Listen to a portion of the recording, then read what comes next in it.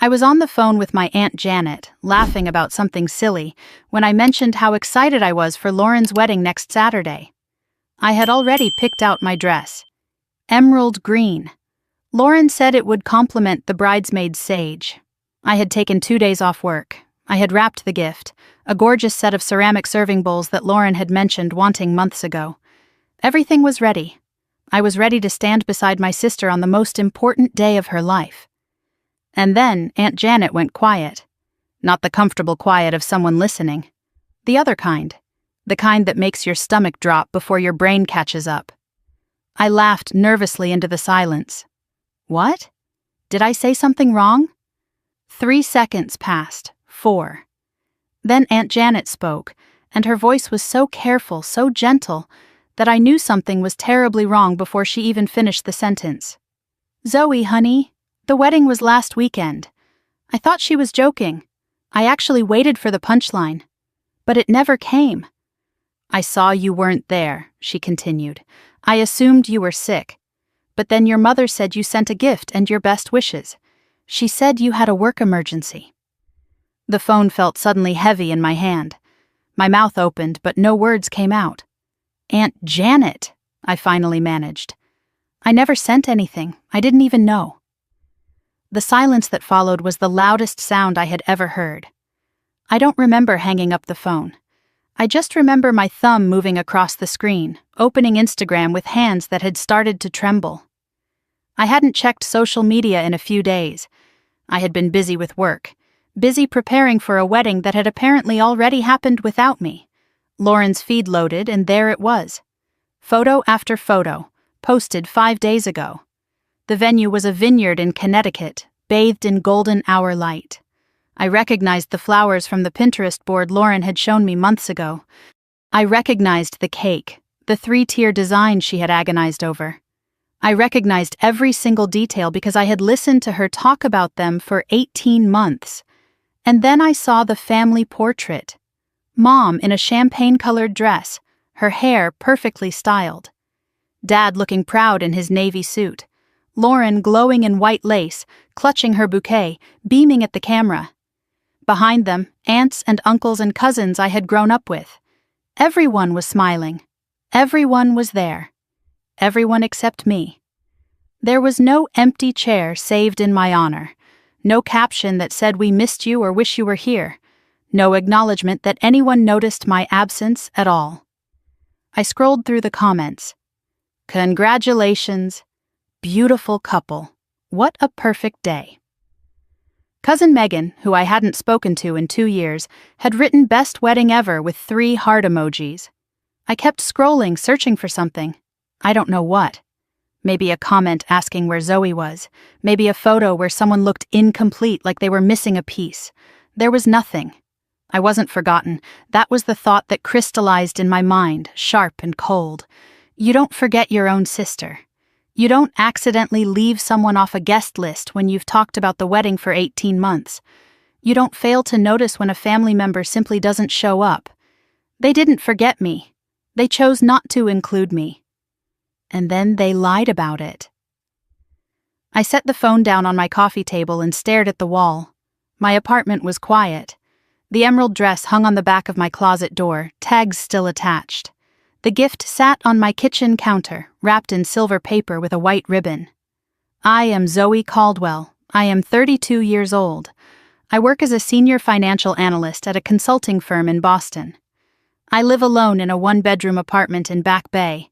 I drive a practical sedan that I bought used and paid off in 3 years. I have a retirement account that would make most of my peers jealous because I have always been responsible. I have always been careful. I have always been the one who shows up. When Dad had his gallbladder surgery 6 years ago, I took 2 weeks off work to help Mom take care of him. When Lauren's car broke down in college, I drove 4 hours in the middle of the night to rescue her. When Mom wanted to renovate the kitchen but couldn't qualify for a loan, I co-signed. When Lauren maxed out her credit cards 3 years ago, I paid off $12,000 as a gift because she was too ashamed to tell our parents. I have always been the responsible one, the reliable one, the one who fixes things. And I own a lake house in New Hampshire, 3 bedrooms, a wraparound porch, a dock that stretches into still water. I bought it 5 years ago after saving for 8 years. No vacations, no designer bags, no splurges. Just a dream of a quiet place by the water where my family could gather. I bought that house for us. I pictured Thanksgiving dinners around the big wooden table, Lauren's future children running on the dock, Mom reading by the fireplace while Dad grilled on the porch. I built a shrine to a family togetherness that, I was beginning to realize, may never have existed. The sun set outside my window. I didn't move to turn on the lights. I just sat there in the growing darkness, replaying every conversation I had had with Lauren over the past year. Every text about flower arrangements, every phone call about seating charts, every excited update about the venue, the dress, the menu. She had talked to me about this wedding for 18 months. She had asked my opinion on everything from the font on the invitations to the flavor of the cake, and then she had walked down the aisle without me. I picked up my phone again, scrolled through my texts with Lauren. Our last message was from 2 months ago.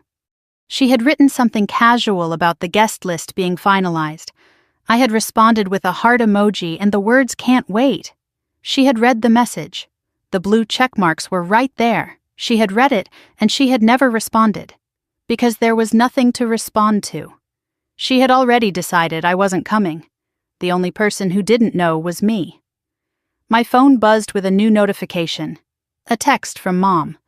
"Hi, honey. How was your week? Dad and I are thinking of coming to Boston next month. Maybe we could have dinner. No mention of the wedding, no explanation, no apology. Just casual small talk, as if she hadn't spent the weekend celebrating her daughter's marriage while I sat at home with an unworn dress and an ungiven gift." I stared at the message for a long time. My thumb hovered over the keyboard. For 32 years, I had always responded to my mother's texts immediately. I had always been available, always been accommodating, always been the daughter who never caused problems. But for the first time in my life, I didn't respond. I set the phone face down on the coffee table, walked to the window. The Boston skyline glittered in the darkness, beautiful and indifferent. Somewhere out there, my sister was a married woman. My parents were probably looking at wedding photos, reliving the beautiful day. My family was whole and happy and complete.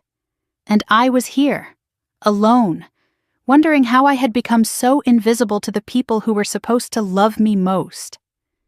Something shifted inside me that night. Not loudly, not dramatically.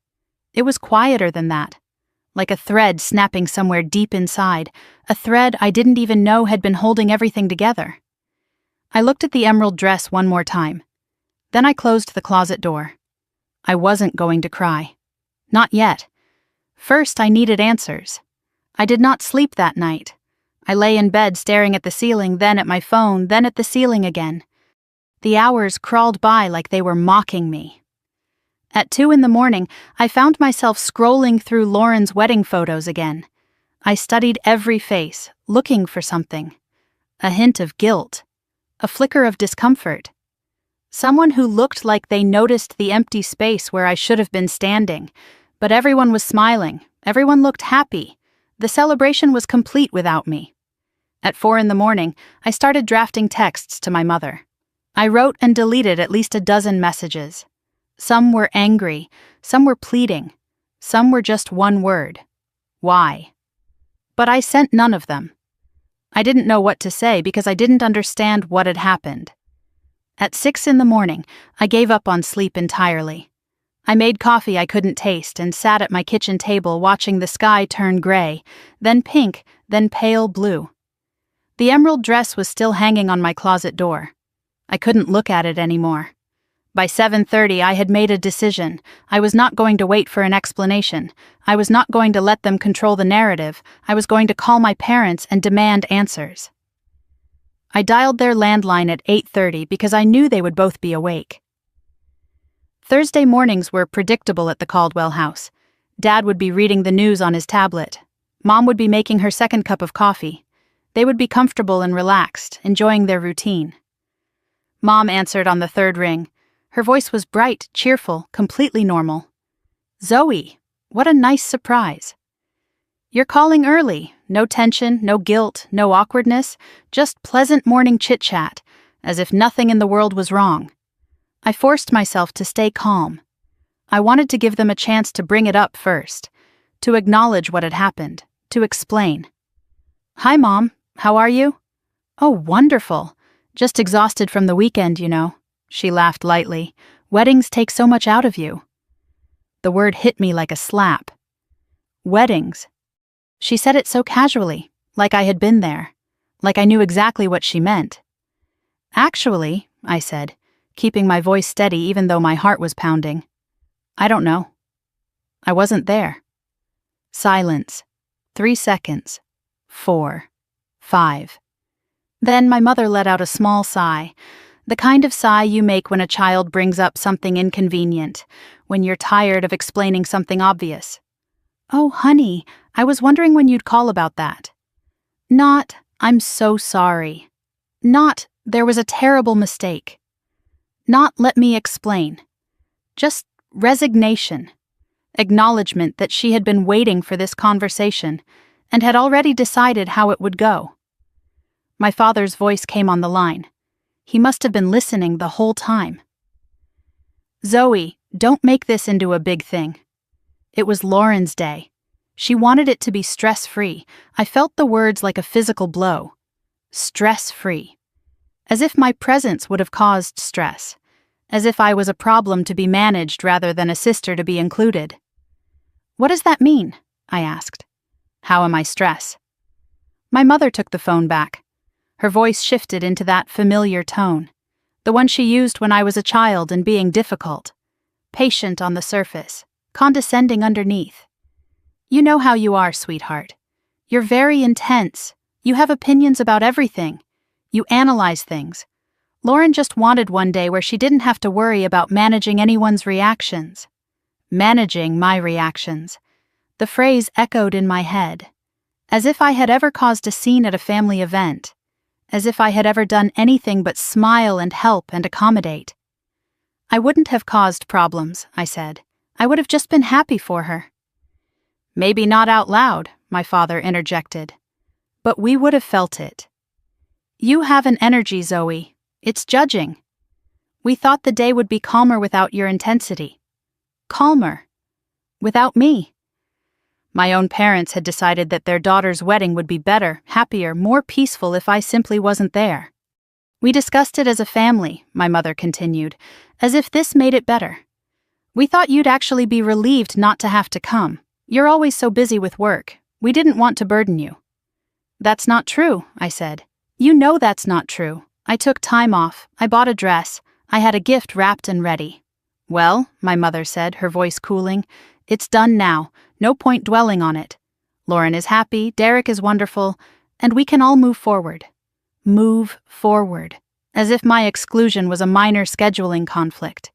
As if they hadn't erased me from the most important day of my sister's life and then lied to the entire family about why I wasn't there. I hung up without saying goodbye. My hands were shaking, but not from sadness, from something else. Something that felt like the first spark of anger I had allowed myself to feel in years. I sat in my kitchen, my cold coffee untouched, and I thought about my life. I thought about all the times I had shown up for this family, all the times I had given and helped and sacrificed. And I started to remember other things, other moments that I had filed away, explained away, forgiven and forgotten. Thanksgiving, 3 years ago. I had told the family I would drive up Wednesday night, but Tuesday evening I got a text from Lauren. "Hey, Mom said you're too busy to come. Don't worry, we understand." I had called immediately, confused. Mom laughed it off. "Oh, I just assumed. You're always working. We didn't want you to feel pressured." I drove up anyway, but when I arrived, the guest room had been given to a cousin. I slept on the couch, my 30th birthday. No party, no dinner, no card. I mentioned it to Mom a week later, trying to keep my voice light. Her response, "Oh, honey, you never make a big deal about birthdays." I didn't think you'd want a fuss. But Lauren had gotten a surprise party for her 30th. 50 guests, a 3-tier cake, photos all over social media, Grandma Eleanor's funeral. I handled everything. The arrangements, the obituary, the flowers, the reception. I paid for most of it out of pocket because Lauren was going through a hard time and our parents were too grief-stricken.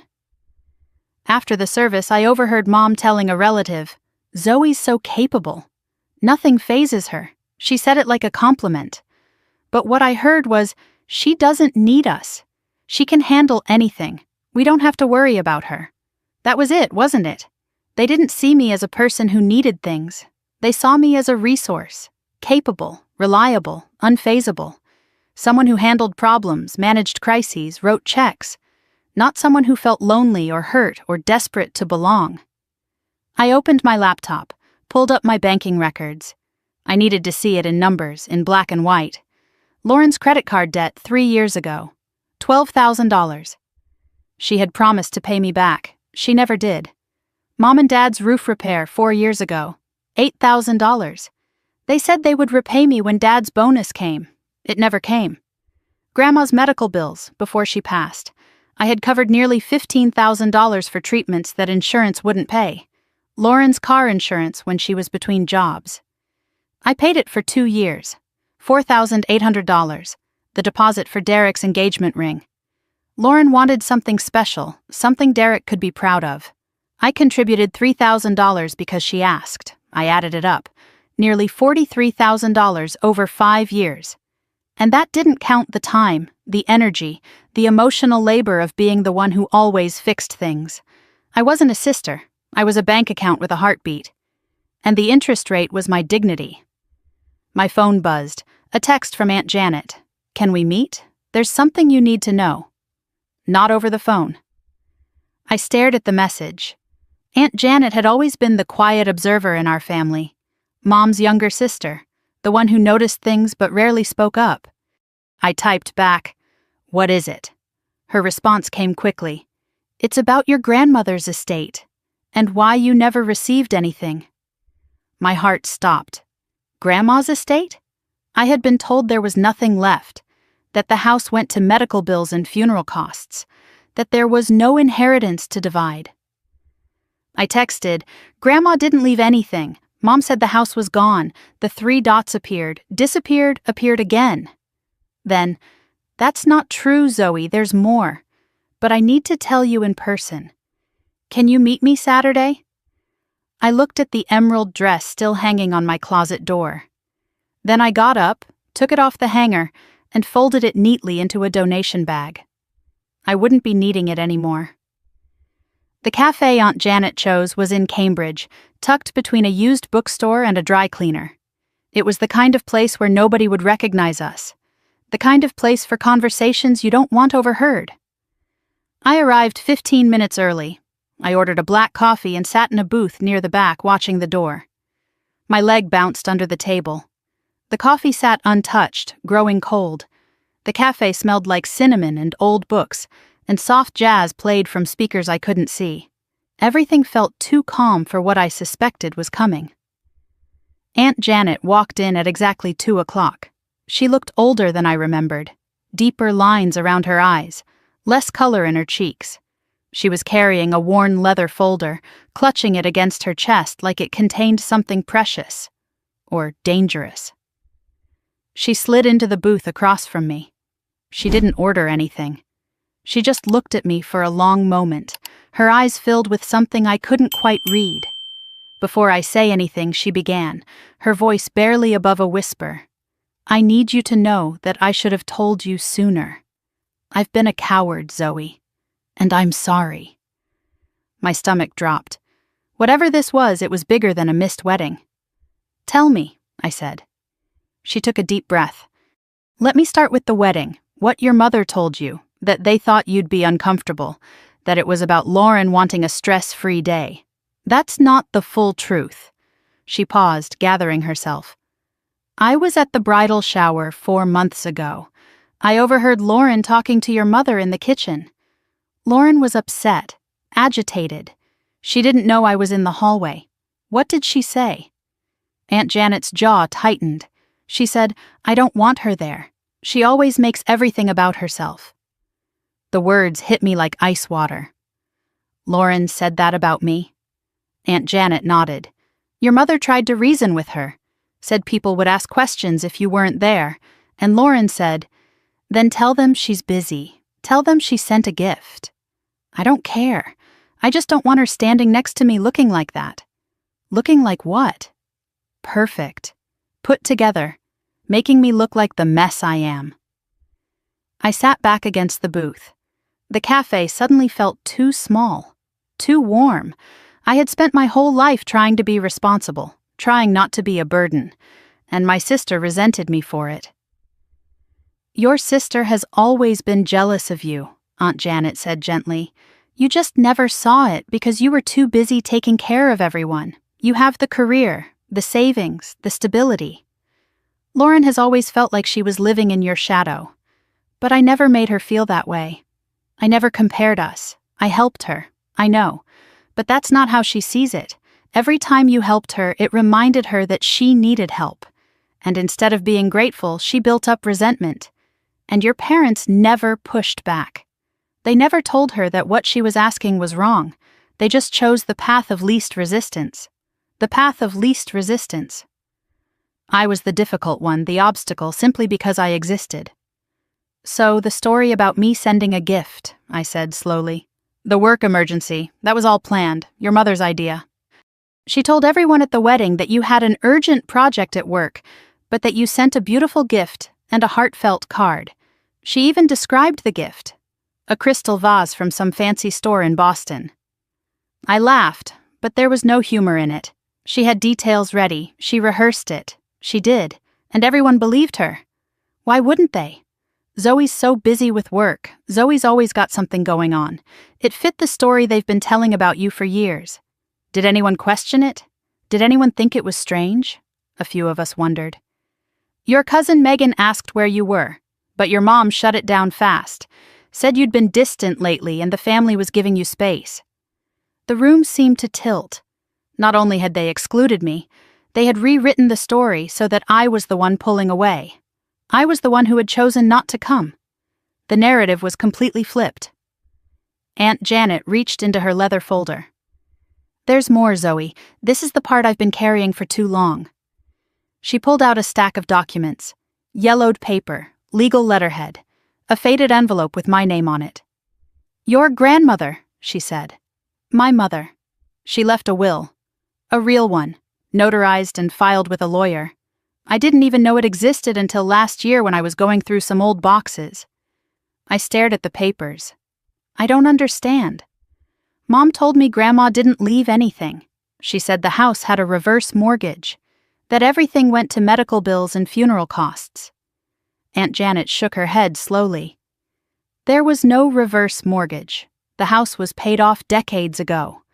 But Eleanor didn't just own the house. She also owned a small apartment in downtown Boston, a 2-bedroom in the North End.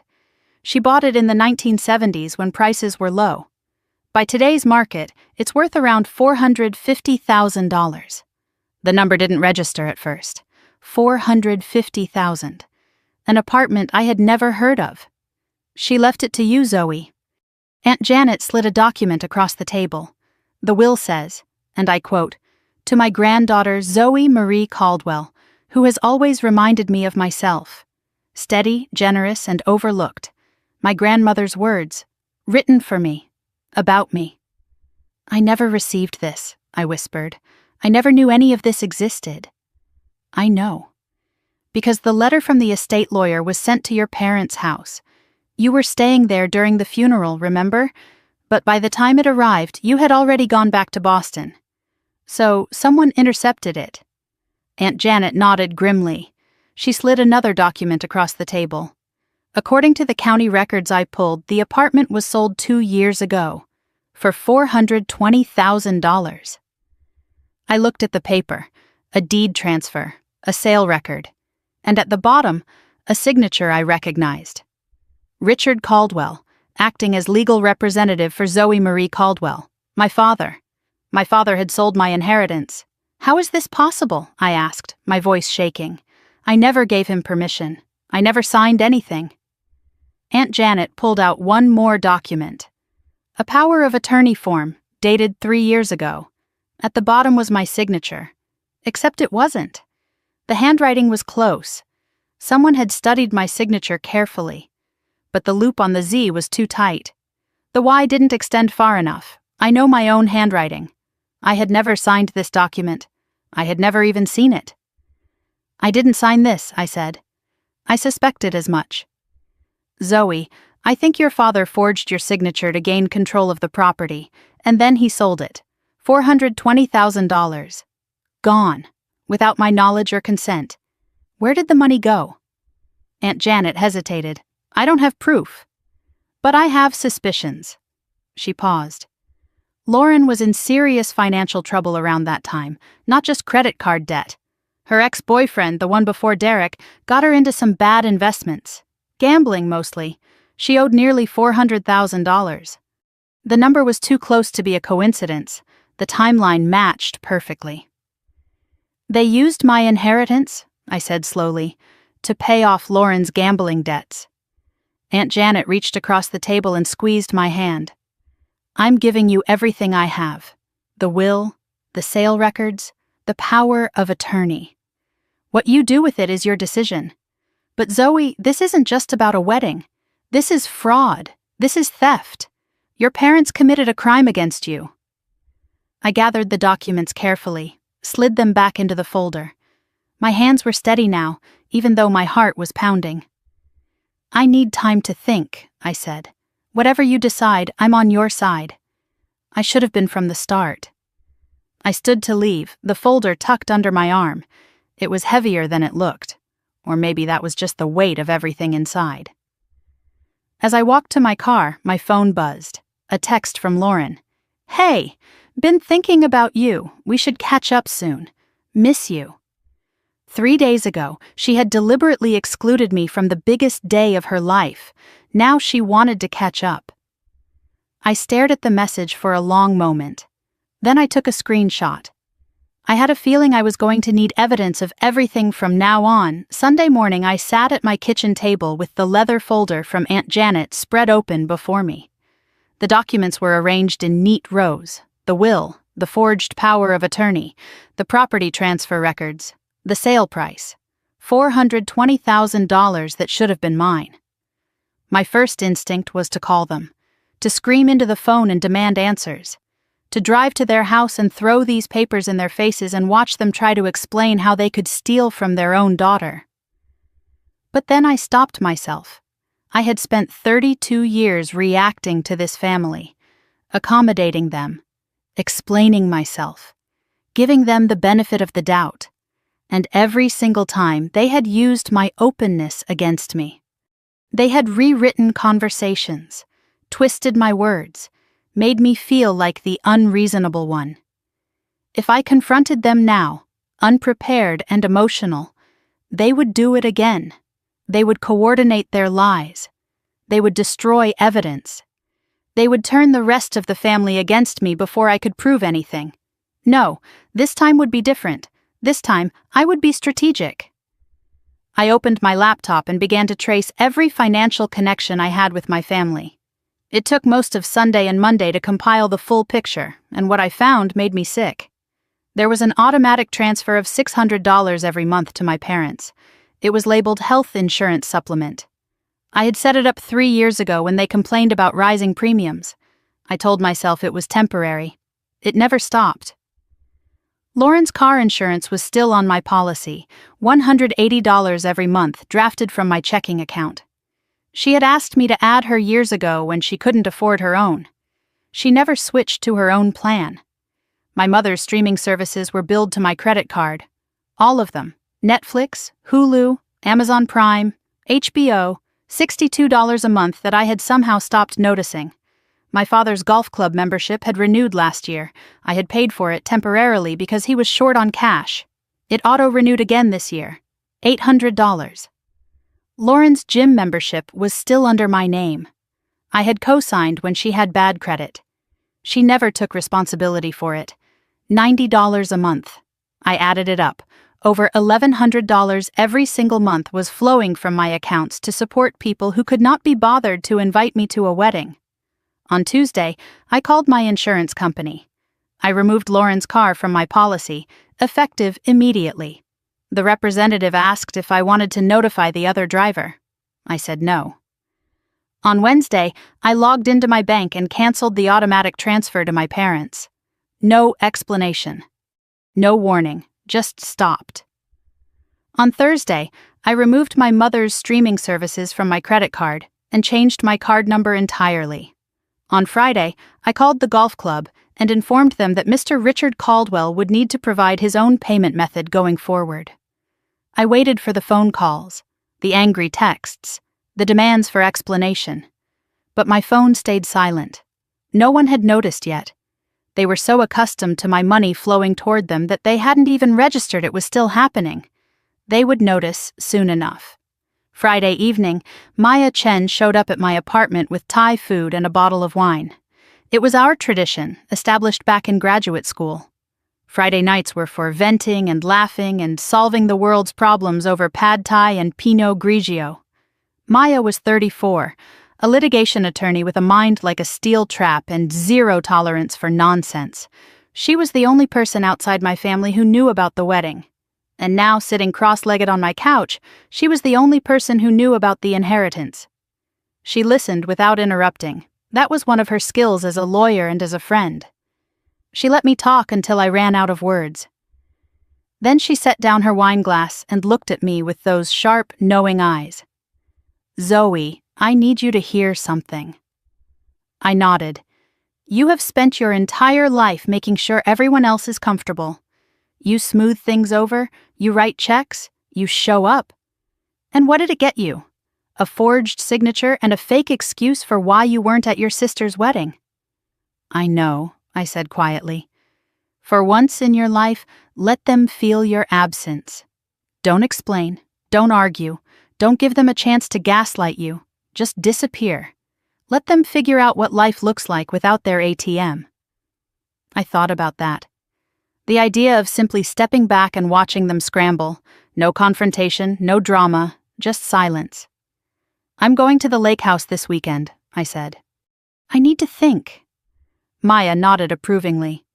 "Good.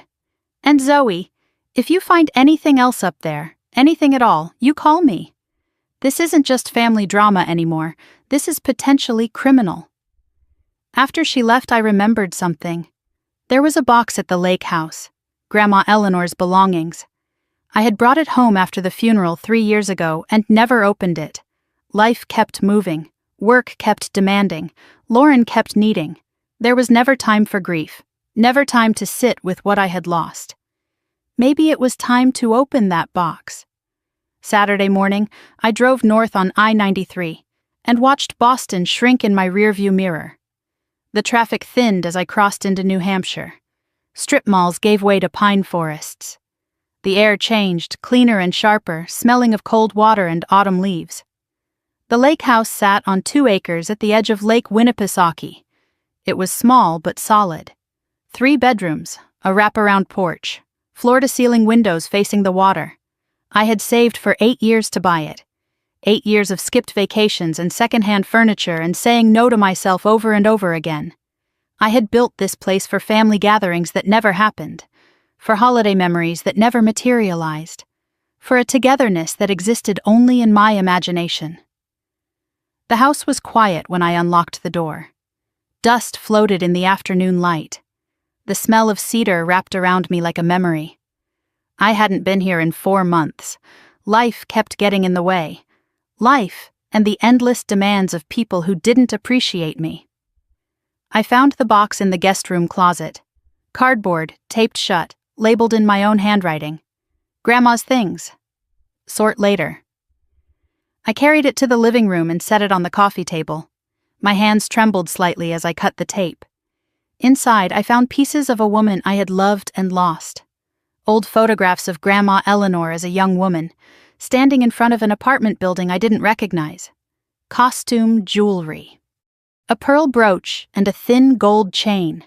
A leather journal half filled with recipes and observations about life. Birthday cards I had sent over the years, saved and rubber-banded together. And at the bottom, a small velvet pouch containing her wedding ring. I held the ring in my palm. It was warm from being stored in the box, as if she had just taken it off. I remembered her hands, soft and spotted with age, always reaching for mine. "You're my steady one," she used to say. "Everyone else is a weather vane. You're the foundation." Then I saw the envelope. It was at the very bottom of the box, beneath everything else.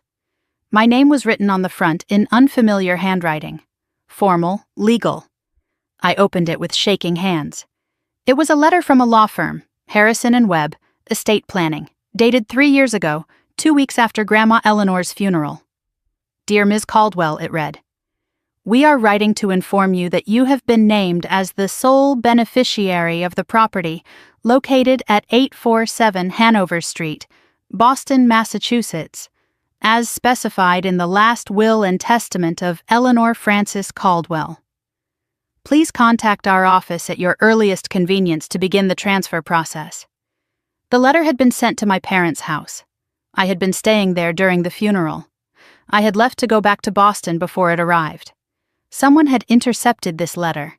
Someone had seen that it was addressed to me, opened it, read it, and decided to hide it. Then they forged my signature, sold my inheritance, and kept the money. I photographed every page, photographed every document, uploaded everything to a secure cloud folder. Then my phone buzzed. A text from my mother. "Hi, sweetie. Haven't heard from you in a while. Everything okay?" Also, Dad noticed something weird with the insurance. "Can you call us?" They had noticed. I turned off my phone, walked out to the dock, sat with my feet dangling over the black water and watched the stars appear one by one. Let them wonder. Let them worry. Let them feel, for once, what it was like to be kept in the dark. Monday morning, I called in sick to work for the first time in 4 years. I sat at my kitchen table with every document I had gathered spread before me. The folder from Aunt Janet, the letter from the law firm, printouts from county records I had accessed over the weekend at the lake house. I approached this the way I approached my job, methodically, analytically, without emotion. Emotion would come later. Right now, I needed facts. The property transfer records told a clear story. Grandma Eleanor's apartment at 847 Hanover Street had been sold to a development company for $420,000. The seller of record was Richard Caldwell, acting under power of attorney for Zoe Marie Caldwell. My father had not just signed one document. He had coordinated with real estate agents. He had hired lawyers. He had closed a deal worth nearly $500,000. All while pretending to my face that the apartment never existed. I picked up my phone and dialed Harrison and Webb, the estate planning firm that had sent the original letter. A paralegal answered. Her voice was polite, professional. I explained who I was, that I was calling about my grandmother Eleanor Caldwell's estate from 3 years ago. I heard typing on the other end. Then she said, "Yes, Ms. Caldwell. We sent correspondence to you at 142 Maple Drive, Concord, New Hampshire. My parents' address. Not mine." "Did anyone respond to that letter?" I asked. A brief hesitation. "Our records show that a Mr. Richard Caldwell called on your behalf. He stated that you were dealing with grief and had asked him to handle the estate matters. He provided a signed power of attorney. We had no reason to question it." I closed my eyes. Of course they had no reason to question it. My father was a respectable man, a church-going, golf-playing retired professional. Why would anyone suspect him of forgery? "I never signed a power of attorney," I said, keeping my voice steady. "I never received your letter, and I never authorized anyone to act on my behalf." The paralegal went quiet for a long moment. Then she said, "Ms. Caldwell, I think you should speak with one of our attorneys. This sounds like something beyond my scope. I'm going to transfer you." Hold music filled my ear. I waited, heart pounding, while elevator jazz played against the gravity of what I was uncovering. A new voice came on the line. Older, more authoritative. "This is Margaret Webb. I understand you have concerns about the Eleanor Caldwell estate. I explained everything again: the missed letter, the forged signature, the sale I never authorized. Attorney Webb pulled the file while I waited. She confirmed that Richard Caldwell had handled the entire estate process. The power of attorney had appeared legitimate. All documents had been properly notarized. Who notarized the power of attorney? I asked. More typing. A notary named Linda Parsons, based in Concord, New Hampshire. The name hit me like a cold wave. Linda Parsons. I knew that name. She was my mother's friend from church, the woman who came to Christmas dinner sometimes, the woman who would notarize anything for the Caldwell family without asking questions. Ms. Caldwell, Attorney Webb continued, if what you're telling me is accurate, that your signature was forged and you never authorized this sale, this is a serious matter. We're talking about fraud, forgery, and potentially theft of an estate valued at over $400,000. I have the original letter you sent, I said. It was hidden in a box at my parents' house. I never saw it until this weekend. The attorney's tone shifted. I could hear the gravity in her voice. I strongly recommend you retain legal counsel. If you wish, I can provide documentation of everything our firm has on file. It may be useful for whatever action you decide to take. Her last words stayed with me after I hung up. Ms. Caldwell, I've been practicing estate law for 30 years. What you're describing, if true, isn't a family misunderstanding. It's a felony. Tuesday evening, I video called Aunt Janet. I needed to know where the money had gone. She appeared on my screen looking tired, older than her 58 years. I didn't waste time with pleasantries. Aunt Janet, you said you had suspicions about the money. I need you to tell me everything. No more protecting anyone. She took a deep breath. Her eyes glistened with something that looked like shame. 3 years ago, right after your grandmother passed, Lauren was in serious trouble. Not just credit card debt, though that was part of it. Her ex-boyfriend, the one before Derek, got her into some investments. That's what he called them. What kind of investments? Gambling. Janet's voice cracked. Sports betting. Poker. It started small, and then it swallowed everything. By the time Lauren got out of that relationship, she owed more money than she could ever repay. We're talking about nearly $400,000. The number hung in the air between us. Nearly $400,000. Almost exactly what Grandma's apartment sold for. Some of it was credit card debt, Janet continued, but some of it was owed to people you don't want to owe money to. Lauren was getting threatening phone calls. Your parents panicked. They needed cash fast, and they didn't have it. She paused, and I finished the sentence for her. But then Grandma died, and left me an apartment worth $450,000. Aunt Janet nodded, tears now streaming down her cheeks. They told Lauren they found a way to help. They told her to focus on healing and finding a good man. They never told her the money came from you. I sat back from my laptop screen. My mind was racing, trying to reconcile two truths that seemed to contradict each other. Lauren was a victim too. She had been manipulated by an ex-boyfriend, trapped by debt, rescued by parents who hid the source of the money. But Lauren was also complicit. She had excluded me from her wedding. She had lied to the family about why I wasn't there. She was living a debt-free life while I unknowingly paid for it. Does Lauren know? I asked. Does she know the money came from my inheritance?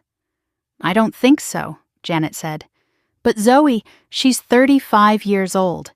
She took nearly $400,000 without asking a single question.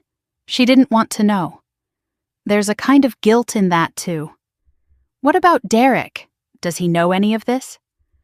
Lauren told him she had a difficult past, but that it was behind her. He thinks she's a clean slate. He has no idea his wife's fresh start was funded by fraud. I ended the call and sat in the darkness of my apartment for a long time. The pieces were all falling into place now. Lauren's jealousy at the wedding made a new kind of sense. She couldn't stand next to me knowing what had been done on her behalf. She couldn't look at me without being reminded of the secret she was keeping, even from herself. I thought about my options.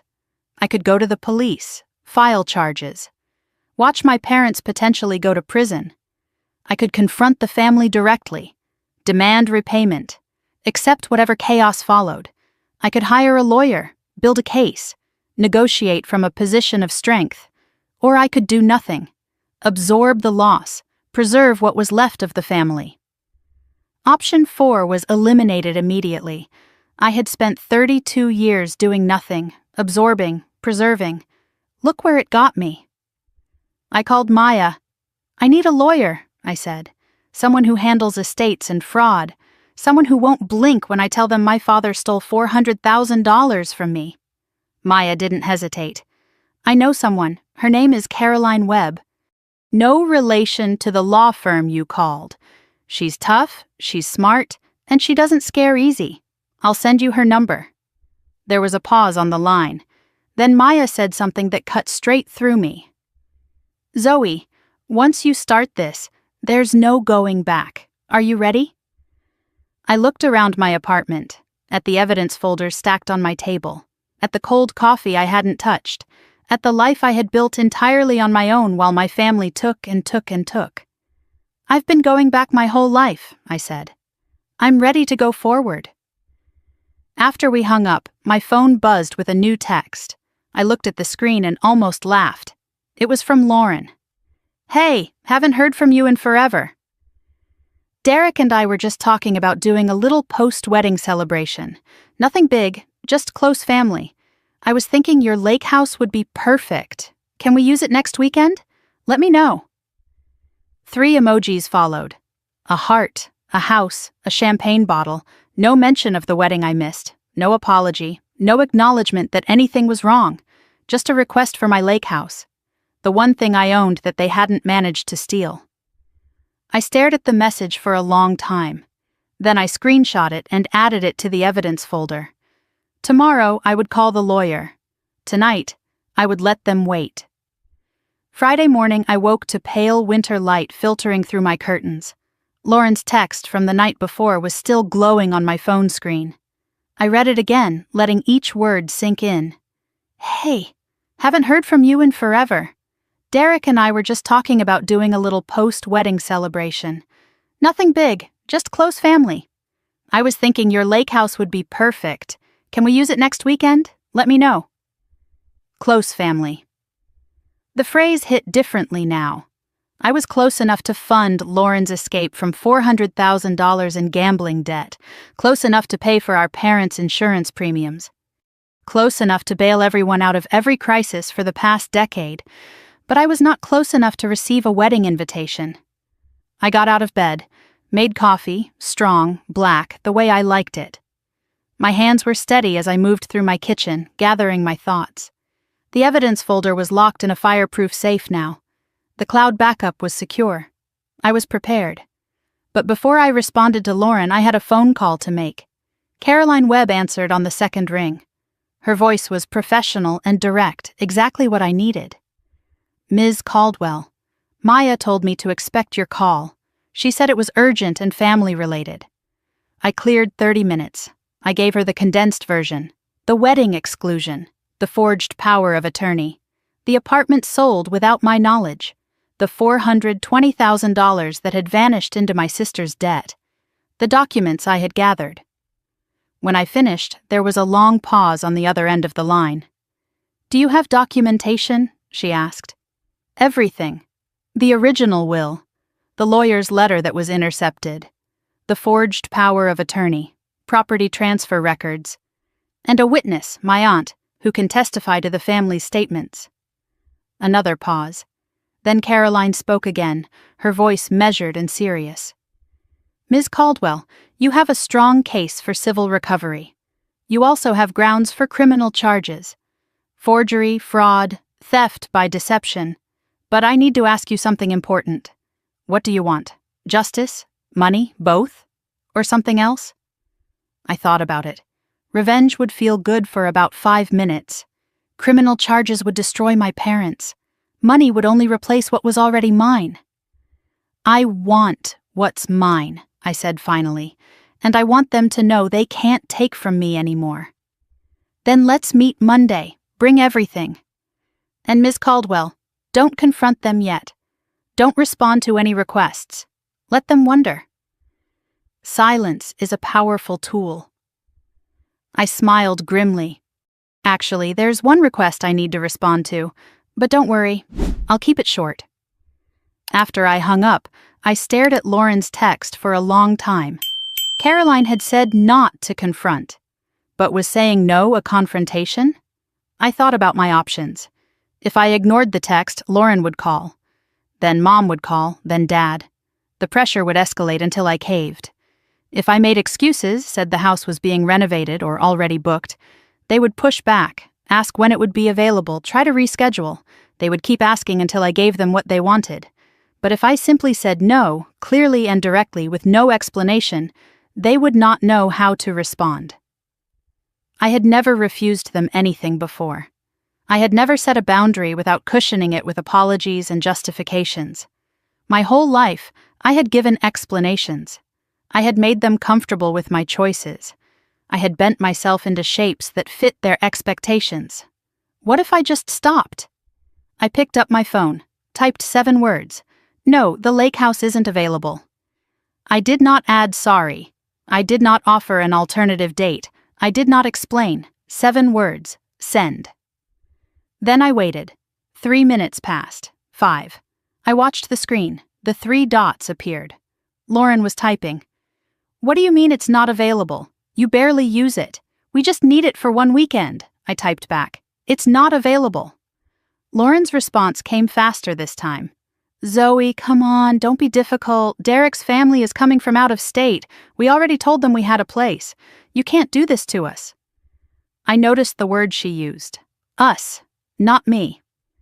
Already she was positioning this as Zoe versus the family, Zoe versus the newlyweds, Zoe as the obstacle to everyone else's happiness. I typed back calmly. I'm not doing anything to you. I'm just not lending my house. 3 dots appeared and disappeared several times. Then a long message came through. This is so typical. You've always been like this. Holding things over people's heads, making everyone feel guilty. I don't know why I expected anything different. I read the message twice. Holding things over people's heads. The irony was almost unbearable. I had given and given and given for years. I had never held anything over anyone. I had never even collected on the debts they owed me. I sent one final message. I'm not going to argue about this. The answer is no. Then I muted the conversation. I didn't block Lauren, not yet, but whatever came next, I would read it on my own terms. Exactly 8 minutes later, my phone rang. The screen showed Mom. 8 minutes. That was how fast the family machine mobilized. I could have let it go to voicemail, but I wanted to hear it. I wanted to know exactly what they would say. Hi, Mom. Her voice was not the sweet, casual tone from her recent texts. This was the other voice, the one I had heard growing up when I didn't perform as expected. Cold, controlled, edged with disappointment. Zoe, I just got off the phone with Lauren. She's very upset. I imagine she is. She said you refused to let them use the lake house. Zoe, that's incredibly selfish. They're newlyweds. They have guests coming. You're punishing your sister over some silly misunderstanding about the wedding. I let the word hang in the air between us. Misunderstanding. The invitation situation, Mom continued, her voice tightening. Look, there was confusion with the dates. It happens. Lauren feels terrible about it. But this isn't the way to handle your feelings by withholding things from family. Withholding. As if my personal property, purchased with my own money, earned through my own labor, was something I was obligated to share. Mom, I said, keeping my voice even, I'm not withholding anything. I'm choosing not to lend my house. Those are different things. Her tone sharpened. You're being petty. This isn't like you. What's going on? For a moment I considered telling her everything. I could mention the apartment right now, the forged signature, the $400,000. I could watch her scramble for excuses in real time. But Caroline's voice echoed in my head. Silence is a powerful tool. Nothing's going on, I said. I just don't want to lend my house. I have to go, Mom. I hung up before she could respond. My hands were shaking, not from fear, from adrenaline. I had just hung up on my mother for the first time in my life. Over the next 3 hours, my phone lit up repeatedly. Lauren unmuted briefly so I could check. "I can't believe you're doing this. Derek is so disappointed. His mother was excited about the lake. Thanks for ruining everything." Dad, via email. "Zoe, your mother is upset. Call her back. Let's work this out like adults." Lauren again, "You know what? Forget it. We'll find somewhere else. But don't expect me to pretend this is okay." Mom, via text, "I hope you're happy." Lauren is crying.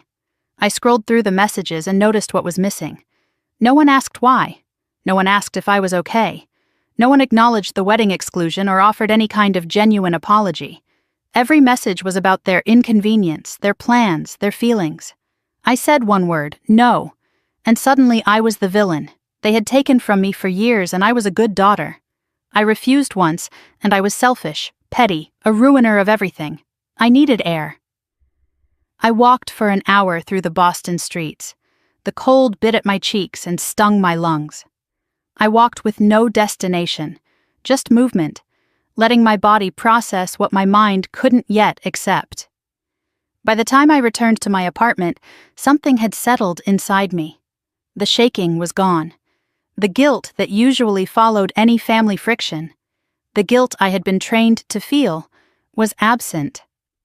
I sat down, opened my laptop, began organizing the evidence folder for Monday's meeting with Caroline. My phone buzzed one more time, a number I didn't recognize. "Zoe, this is Derek. Can we talk? I think there's a lot I don't understand." I stared at the message. Derek, Lauren's husband. The man who didn't know about his wife's gambling past, or the stolen inheritance, or any of the secrets buried beneath their shiny new marriage. I typed back, "Yes, but not today. I'll reach out when I'm ready." The game had just gotten more complicated. Saturday morning, I woke to 17 new notifications on my phone. The family offensive had begun in earnest. The first was an email from my father, sent at 11:47 the night before. The subject line read, "A word about family." I opened it and found a long, rambling message about blood bonds and duty. He wrote that my grandmother would be ashamed of my behavior. He reminded me that they had raised me better than this. He explained that Lauren had always been more fragile and that I knew that. "The strong must support the weak," he wrote. "That's what family means." The second was a voicemail from my mother, left at 7:23 in the morning. Her voice was thick with theatrical tears. She said she couldn't sleep, that my father couldn't sleep, that Lauren had called them crying at midnight. She claimed she didn't understand where this was coming from. "We've always been such a close family," she said. "If this is about the wedding, we can talk about it. But punishing everyone won't solve anything." Then came the texts from Lauren, scattered throughout the night like shrapnel. 12:15 in the morning. "Fine, be that way." 1:48. "You know what? I'm sorry I even asked. I should have known you'd make this about yourself." 3:22. "Mom told me you've been weird lately, canceling stuff, not returning calls. Are you having some kind of breakdown?" 6:55. "Derek wants to meet with you. I told him it's pointless, but he insists. Don't fill his head with your victim narrative." Victim narrative. I laughed out loud at that one, a sharp, bitter sound in my quiet apartment. I was the one who had been robbed, excluded, gaslit, but somehow I was the one with a victim narrative. Saturday afternoon brought an unexpected phone call. My cousin Megan, who I hadn't spoken to in nearly 2 years, suddenly wanted to check in. "Hey, Zoe," she said, her voice sweet and concerned. "Lauren mentioned you guys are having some tension. I just wanted to see how you're doing. You know, the lake house thing. I'm sure it's just a misunderstanding. Lauren's been through so much with the wedding stress. Maybe you could reconsider?" I recognized the script immediately. They were deploying flying monkeys. Family members who hadn't bothered to call in years were suddenly checking in, all steering the conversation toward the same destination. Zoe should give in.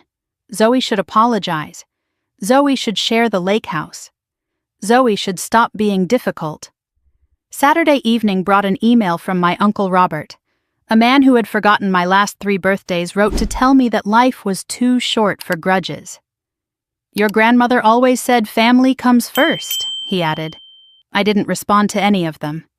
Each message got read, noted, and filed away in my memory. But I gave them nothing back. No explanations, no defenses, just silence. They had never coordinated this hard for anything in my life. Not for my graduation, not for my promotion, not when I was in the hospital with appendicitis at 26 and spent 3 days alone because everyone was too busy. But refused to lend a lake house, and suddenly everyone had my phone number. Sunday morning, Derek texted again. "I know this is awkward, but I really think we should talk. Just us, no Lauren, please."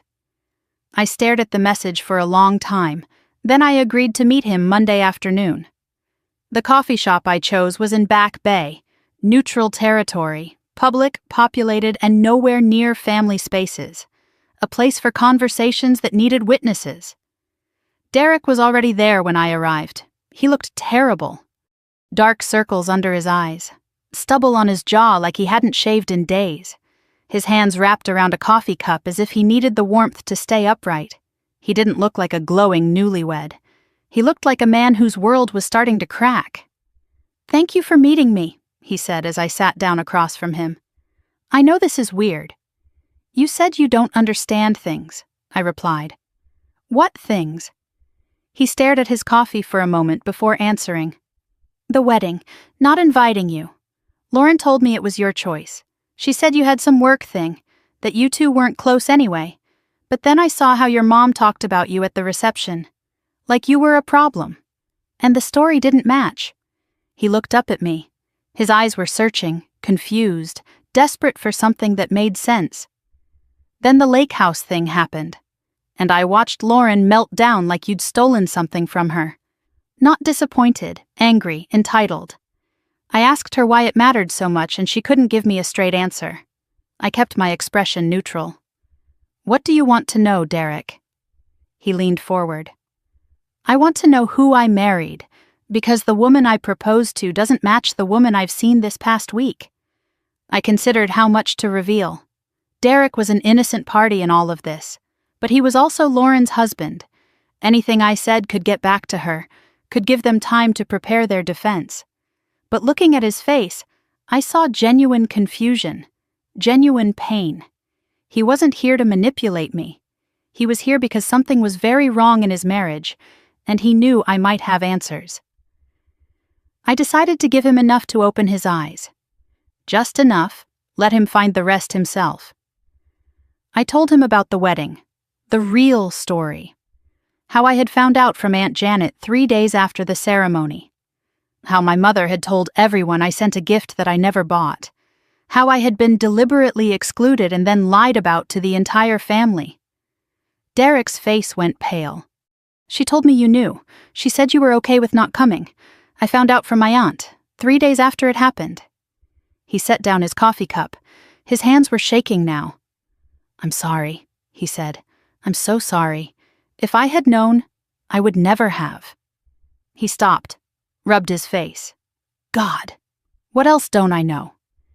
Then he said something that made my heart stop. Lauren mentioned once that there was family money, an apartment downtown that got sold. She said the proceeds went to renovating your parents' house. I asked if you got a share, and she said you didn't need it, that you had your own career, your own savings, that you were fine. The apartment. Lauren had mentioned it to Derek, but she had told him the money went to renovations, not to paying off her gambling debts. Either Lauren didn't know the truth, or she was continuing the lie with her own husband. I chose my words carefully. Derek, that apartment didn't go to renovations. And there are things about that sale that aren't what they seem. What do you mean? I looked him in the eyes. Ask Lauren what happened to the apartment money, not your in-laws. Lauren, watch her face when she answers. Monday evening, I went to Maya's apartment. I needed to talk to someone who would tell me the truth, even if it was hard to hear. Maya listened to everything. The family siege, Derek's meeting, the revelation that Lauren had told a different story about the apartment. "This is interesting," Maya said when I finished. "So Lauren either doesn't know the truth, that the apartment money went to her debts, or she knows and she's covering it up with Derek." "If she doesn't know," I said, "then she's a victim too." "My parents lied to her. They told her they found a way to help." Maya leaned forward. "Zoe, even if Lauren didn't know where the money came from, she accepted $400,000 without questioning it. She built her whole new life, the fresh start, the good guy husband, the pretty wedding, on that money. At some point, not asking becomes a choice." She paused, letting that sink in. "And from a legal standpoint, this isn't just family drama. Your father committed forgery. Your parents committed fraud. Whether Lauren knew or not, she benefited from the proceeds of a crime. This is felony territory." "I'm meeting with Caroline Webb tomorrow," I said. "I'm bringing everything." Maya nodded. "Good. But Zoe, once you walk into that lawyer's office and start building a case, you're crossing a line. Your family as you knew it? It's over." I walked home through the dark Boston streets. The cold bit at my cheeks. I thought about Maya's words. Your family as you knew it. It's over. But was it ever real? The Sunday dinners, the holiday cards, the "I love you" at the end of phone calls? Was any of it genuine? Or was I always just the bank account with a heartbeat? The problem solver who didn't deserve a seat at the wedding table? Maybe the family I thought I had never existed. Maybe I had been grieving something that was never really mine. I got home, opened the evidence folder, started printing everything for tomorrow's meeting. Then my phone buzzed. A text from Derek. I asked Lauren about the apartment. She got defensive and left the room. Then she made a phone call. I heard her say, "Zoe knows." I don't know what that means, but I think something is very wrong here. I stared at the two words. Zoe knows. The game was changing. They were realizing I wasn't in the dark anymore. Good. Tuesday morning at 9 o'clock, I walked into the law office of Caroline Webb. It was a converted brownstone near the financial district. Dark wood paneling, leather chairs, framed degrees on every wall. The whole place smelled like old money and consequences. I carried a leather briefcase I had borrowed from Maya. Inside was every document, every photograph, every piece of evidence I had gathered over the past 2 weeks. My hands were steady, but my heart was not. The receptionist offered me coffee. I declined. My stomach was too tight for anything. Caroline Webb emerged from a corner office a few minutes later. She was in her mid-50s with silver-streaked hair pulled back in a severe bun, sharp eyes behind elegant glasses. She shook my hand firmly. Not warm, but not cold either. Professional, competent. "Ms. Caldwell," she said, "Maya speaks highly of you. She also told me the basics, but I want to hear everything from you. In your own words. Start from the wedding. In my own words." I couldn't remember the last time anyone had asked for those. I opened the briefcase and laid the documents on her desk like cards in a game I was finally ready to play. I walked Caroline through everything chronologically. The wedding exclusion and the cover story my mother had invented. Aunt Janet's revelations about Lauren's jealousy. My grandmother's will, which left me the apartment. The intercepted lawyer's letter. The forged power of attorney with my fake signature. The property sale for $420,000. The notary connection, Linda Parsons, my mother's friend from church. And the timeline that matched perfectly with Lauren's gambling debt crisis.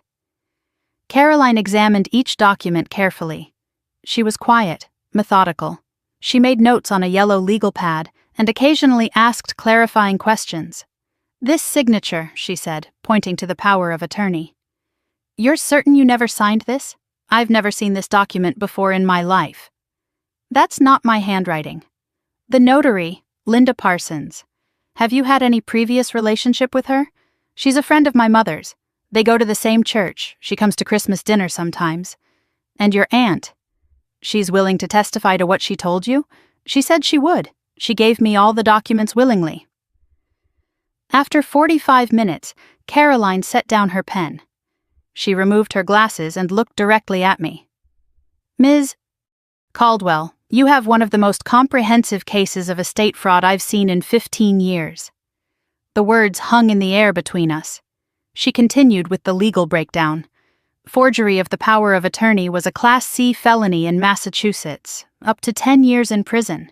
Fraudulent transfer of property carried both civil and criminal liability.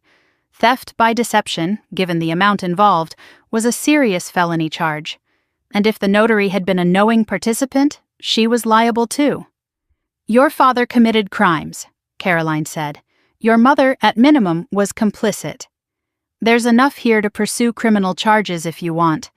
There's also enough for a civil suit to recover the full value of the property plus damages. I felt the weight of those words settle over me. Criminal charges. Up to 10 years. My father, in prison. Before we discuss strategy, Caroline continued, I need to understand what you want. This isn't just about what's legally possible. It's about what you can live with. She laid out my options clearly. Option 1 was criminal prosecution. I could file a report with the district attorney, provide evidence of forgery and fraud, and potentially see my father charged with multiple felonies. The consequence would be public exposure, possible prison time, and the complete destruction of whatever remained of my family. Option 2 was a civil lawsuit.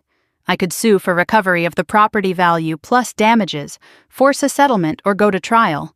It would be expensive and lengthy, but it would keep things out of criminal court. Option 3 was a negotiated settlement. I could approach the family through legal channels, demand repayment, and threaten options 1 and 2 if they refused. It was the fastest path and the one that gave me the most control. Most clients in your situation want option 3 first, Caroline said. It's the least destructive path, but it only works if the other side believes you're willing to escalate. What do you recommend? We send a formal demand letter. Give them 7 days to respond. Make clear that failure to comply will result in both criminal referral and civil action. Let them choose how ugly this gets. I nodded slowly. That felt right. Not destruction for its own sake, just consequences for their choices. Then Caroline raised another question. There's one more thing, she said. What about your sister? From what you've told me, Lauren may not know the truth about where the money came from. If we proceed, especially with criminal charges, she'll find out. Her marriage will likely end. Her life will unravel. I thought about Lauren, the jealousy that had led to my exclusion from the wedding, the entitlement over the lake house, the victim narrative accusation. But I also remembered Lauren at 16, crying over a breakup, asking me for advice. Lauren at 25, calling from a bad date, needing me to come pick her up. The sister who existed before she became someone I didn't recognize. Do you want Lauren to know the truth? Caroline asked. And if so, do you want her to find out from you, from me, from your parents, or from a courtroom? I thought about it carefully. I used to think protecting Lauren was my job. That's what I always did. But Lauren isn't a child. She's 35 years old. She accepted money she didn't earn, built a life on it, and never asked a single question. And when it came time to include me in her happiest day, she chose to erase me. I want my parents to tell her the truth, I said finally. They created this lie. They should be the ones to explain it. Give them the chance to come clean before everything becomes public. Caroline made a note. We can build that into the demand letter. A condition. Full disclosure to Lauren within the settlement timeline. If they don't comply, we escalate. She looked up at me. And Derek? He's already suspicious. I considered Derek carefully. He had reached out on his own, asked questions, confronted Lauren and got panic in return.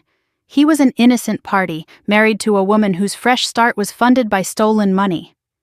If this goes to court, Caroline said, Derek will be deposed. He'll learn everything. Not just about the apartment, but about Lauren's gambling past, the ex-boyfriend, the debts. His entire understanding of his wife will collapse in a courtroom. He deserves to know, I said. But not from a lawyer, not from a courtroom. Can we give them a window, my parents and Lauren, to tell Derek the truth before any legal action becomes public? Let them have the dignity of confession before the humiliation of exposure. Caroline raised an eyebrow slightly. That's more generous than most clients in your position. I'm not doing this for revenge, I said. I'm doing this for what's right. If they choose deception again, that's on them. But I won't be the one who destroys Derek without giving him a chance to hear it from his wife. Caroline studied me for a long moment. You're not what I expected, Ms. Caldwell. We spent the next hour drafting the demand letter together. It was addressed to Richard and Diane Caldwell. It referenced the forged power of attorney and included a copy as an attachment. It referenced the unauthorized sale of 847 Hanover Street. It demanded full restitution of $420,000, plus interest and legal fees. It demanded full disclosure to Lauren Caldwell regarding the source of funds used to pay her debts. The timeline was 7 calendar days to respond. Failure to comply would result in criminal referral to the Suffolk County District Attorney and a civil lawsuit for fraud, forgery, and theft. Caroline added one more element. I'm also including a preservation notice. If they destroy any evidence, emails, bank statements, anything, that's obstruction. Another felony.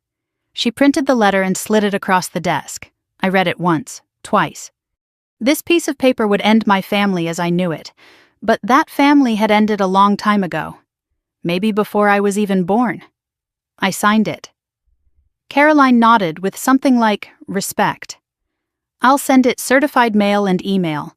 They'll have it by tomorrow afternoon. As I stood to leave, my phone buzzed. A text from an unknown number. This is Linda Parsons. Your mother gave me your number. I think we should talk before this goes any further. Please, there's something you don't know. Linda Parsons. The notary. My mother's church friend.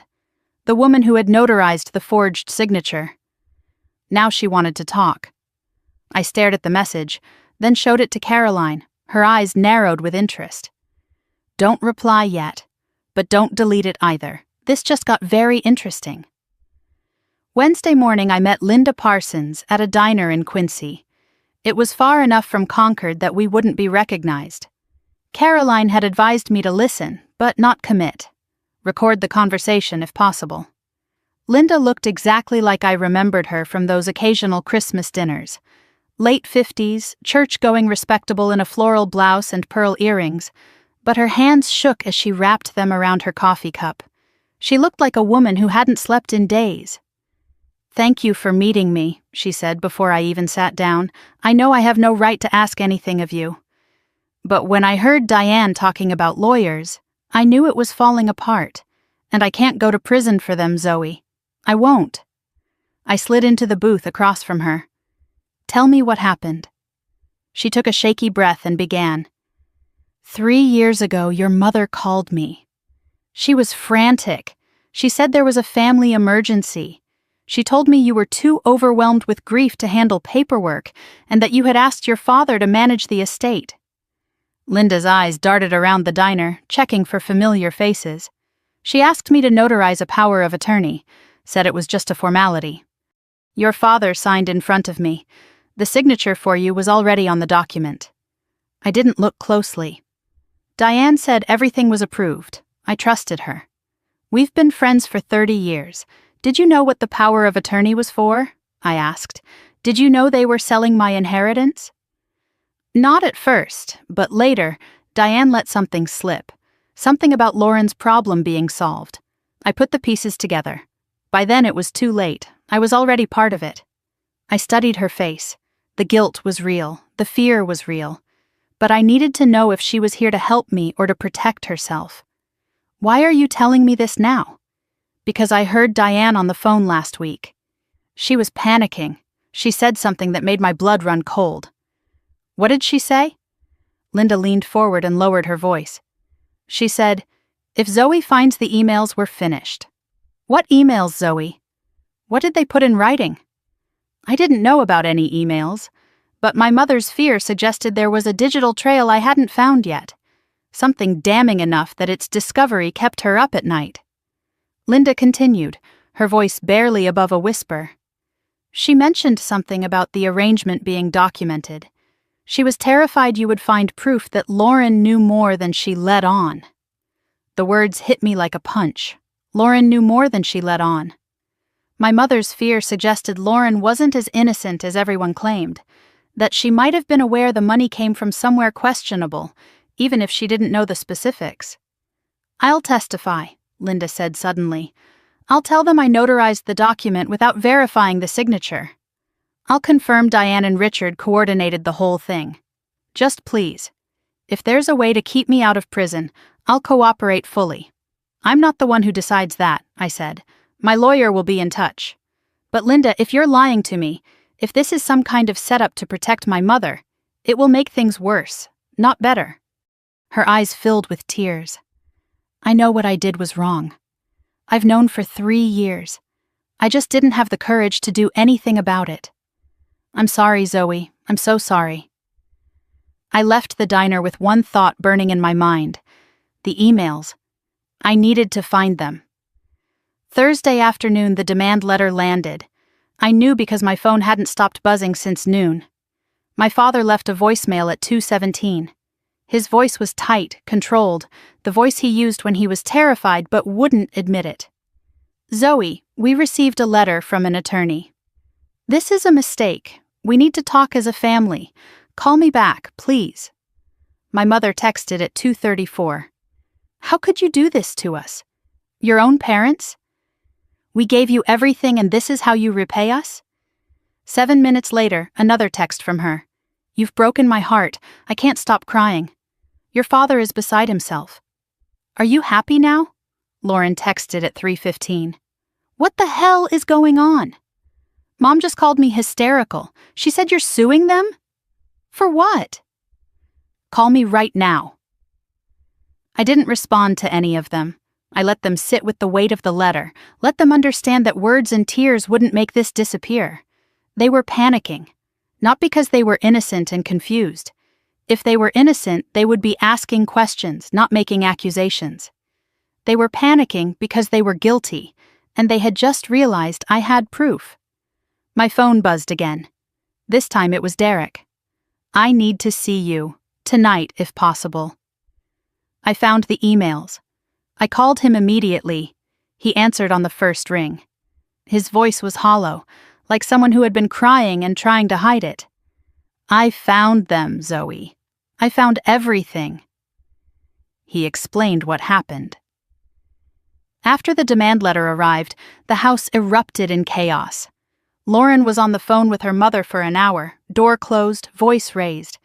Derek knew something was deeply wrong. When Lauren went to take a shower, he did something he had never done before. He looked at her laptop. She had left her email open. "There was a folder labeled Family Private," he said. "Inside I found emails between Lauren and your parents from 3 years ago." His voice cracked as he continued. They were discussing the debt situation, finding a solution.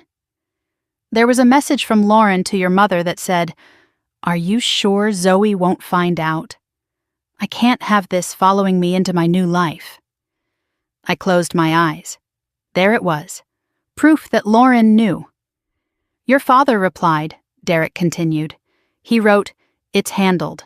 The apartment is sold. The money is transferred. Zoe doesn't know anything about the inheritance. She never will." And Lauren's response? "Thank God. I can finally start fresh. Derek never needs to know any of this." Derek's voice broke completely. She knew Zoe. She didn't know every detail, but she knew enough. She knew money was coming from somewhere to save her. She knew it had something to do with you, and she asked them to make sure you never found out. The silence stretched between us. "I don't know who I married," Derek said finally. "I thought she was starting fresh. Turns out she was just burying the past." "Derek," I said carefully, "do you have copies of those emails?" I took screenshots. I forwarded copies to myself. Before she got out of the shower. "Can you send them to me?" He hesitated for a long moment. "If I do this, if I give you proof that my wife was part of this, everything falls apart. My marriage, her life, our future." I understood his hesitation, but I also needed him to see the truth clearly. "Derek, do you want to spend the rest of your life with someone who built your relationship on a lie? Someone who watched her sister get robbed and asked her parents to make sure it stayed hidden? The silence stretched again. Then I heard him exhale. I'll send them. But Zoe, I need to be there when this ends.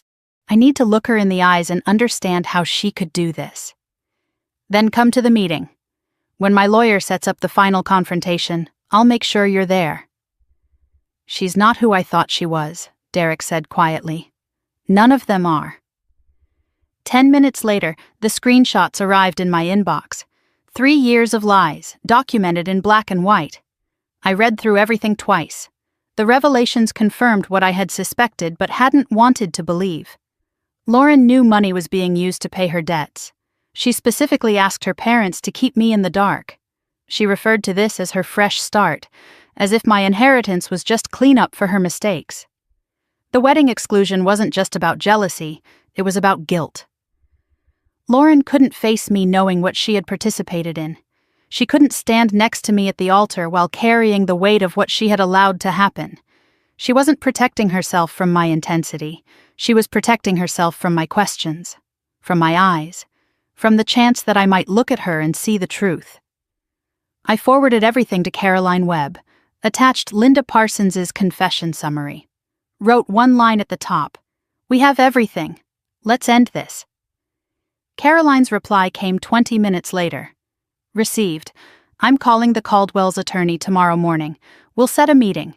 Bring Derek, bring your aunt. It's time for them to face what they've done. Friday morning my phone rang. It was Lauren. Her voice was different, not angry, not defensive, small, scared. Zoe, she said, I need to tell you something, before the meeting, before anyone else. I need you to know that I didn't mean for it to happen like this. I let the silence stretch between us. Then I spoke, my voice cold and even. Then come to the meeting. Say it to my face. Say it in front of Derek, in front of Mom and Dad. And then we'll see what you really mean. I hung up before she could respond. The final confrontation was set. Tuesday afternoon at 2 o'clock, I walked into the conference room at Caroline Webb's law office. A long mahogany table dominated the space. Water glasses sat untouched at each seat. Gray winter light filtered through the windows overlooking the Boston skyline. Caroline was already seated at the head of the table. Aunt Janet sat to my right. She had insisted on coming. I was there when this started, she had said. I want to be there when it ends. Derek arrived a few minutes later. He looked like he had aged 5 years in 1 week. Dark circles under his eyes, unshaven jaw. He still wore his wedding ring, but he kept touching it, twisting it, like it no longer fit properly. He nodded at me without speaking and took a seat at the far end of the table. Then the door opened again, and my family walked in. My father entered first. Richard Caldwell, 63 years old, wearing his best suit like armor. My mother followed close behind, clutching her purse against her chest. Her eyes were red-rimmed, her makeup slightly smudged. She had been crying, or wanted us to think she had. Lauren came last. She looked smaller than I remembered, pale, uncertain. She avoided my eyes as she took her seat. They had brought their own lawyer, a nervous-looking man in a cheap suit who clearly did not want to be there. No one said hello. No one offered handshakes. The air was thick with 3 years of lies about to be exposed. Lauren's eyes finally met mine. For a split second, something flickered there. Fear. Guilt. Maybe even the ghost of the sister she used to be. Then it was gone, replaced by a careful blankness. Caroline cleared her throat and took control of the room. Thank you all for coming. We're here because my client, Zoe Caldwell, has evidence of fraud, forgery, and theft committed against her by members of her immediate family. The purpose of this meeting is to reach a resolution before we proceed to criminal referral and civil litigation. My father interrupted immediately. This is ridiculous. We're family. Whatever misunderstanding has occurred here can be resolved without lawyers and threats. Caroline's voice remained calm but firm. Mr. Caldwell, I'm going to stop you there. We're past the point of misunderstanding. We have the forged power of attorney. We have the property transfer records. We have the notary's sworn statement. And we have... She paused and looked directly at Lauren. Emails. The color drained from my sister's face. Her eyes darted to Derek. He didn't look back. My mother tried next, her voice trembling with practiced emotion. Whatever you think you have, there's an explanation. We were trying to protect... Caroline cut her off. Mrs. Caldwell, you'll have your opportunity to speak. But first, my client has something to say. Every eye in the room turned to me. I took a breath. This was the moment I had been preparing for. Not revenge. Truth. 3 weeks ago, I said, keeping my voice steady, I found out my sister got married without me. I wasn't forgotten. I was deliberately excluded. Mom told the family I sent a gift and my best wishes. That was a lie. I never knew the wedding happened until Aunt Janet called to ask why I wasn't there. I looked at each of them in turn. My father staring at the table, my mother dabbing at her eyes. Lauren frozen in her seat. When I asked why, I was told I'm too intense, that I make people uncomfortable, that Lauren wanted a stress-free day. For 32 years, I've been the one who shows up, the one who pays, the one who fixes problems. And my reward was to be erased from my only sister's wedding. I let the words settle before continuing. But the wedding was just the beginning. Because when I started asking questions, I discovered something worse. 3 years ago, Grandma Eleanor left me an apartment. I never knew about it. The letter from the estate lawyer was intercepted. Dad forged my signature on a power of attorney. The apartment was sold for $420,000, and every penny went to pay off Lauren's gambling debts. Lauren's head snapped up. Gambling debts? What are you talking about? I didn't have gambling debts. My mother reached for her arm. Lauren, honey, let me explain. But Lauren pulled away, her voice rising. Mom, what is she talking about? I provided the answer. $380,000. Your ex-boyfriend, Craig. The investments that turned out to be sports betting and poker. The debts that followed you. The people who were calling and threatening. Lauren's face crumbled. How do you know about that? That was supposed to be... She turned to our parents. You said you found a way. You said it was taken care of. You never said it was Zoe's money. My mother started crying in earnest now. We were protecting you, both of you. Zoe didn't need the apartment. She has her own career, her own savings. You needed help. We did what any parents would do. I shook my head slowly. You didn't protect anyone. You stole from me to enable her, and you lied to both of us about it. Caroline slid a printed stack of papers across the table. These are emails between Lauren and her parents from 3 years ago. They document Lauren's knowledge that money was being used to solve her debt problems, and they document her specific request that Zoe never find out. Lauren stared at the papers like they might bite her. On top was her own email, her own words printed in black and white. Are you sure Zoe won't find out? I can't have this following me into my new life. Derek spoke for the first time.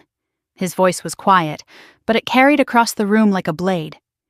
You wrote that, Lauren. I found it on your laptop. You knew. Lauren's mouth opened, but no words came out. Derek stood slowly, pushing back his chair. The sound scraped against the silence. When I proposed to you, he said, you told me you had a difficult past, but that it was behind you. You said you wanted a fresh start. I believed you. I loved you. He picked up the printed email. But this isn't a fresh start. This is a cover-up. You took $400,000 that belonged to your sister Lauren, and you used it to erase your mistakes. Then you excluded her from our wedding because you couldn't stand to look at her knowing what you'd done. Lauren's voice came out desperate, pleading. Derek, I didn't know it was her inheritance. I swear. My parents said they had savings that they... Derek cut her off. You didn't ask. You didn't want to know. That's almost worse. He held up his phone. I read all the emails, Lauren. Every single one. You weren't innocent. You were careful. Lauren broke down completely. Loud, ugly sobs filled the conference room. But for the first time in my life, I felt no urge to comfort her. Derek reached down to his left hand. Slowly, deliberately, he pulled off his wedding ring. He placed it on the table. The small, sharp sound echoed in the silence. "I loved someone who doesn't exist," he said. "The woman I married was a story you told me. I can't spend the rest of my life living in a fiction." He turned to me. "I'm sorry. For all of it. You deserved better from everyone in this room."